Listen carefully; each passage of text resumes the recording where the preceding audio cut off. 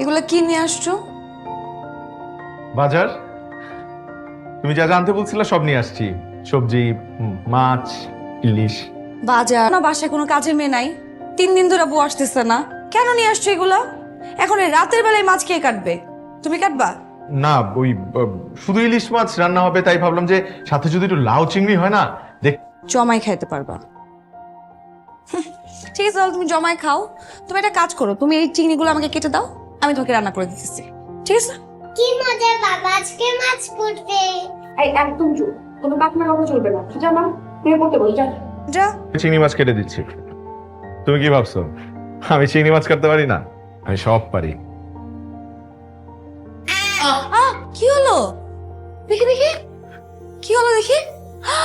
শে, তো রক্ত বের হয়ে গেছে। থাক থাক, তোমার করতে হবে না, আমি করতেছি, ছাড়ো।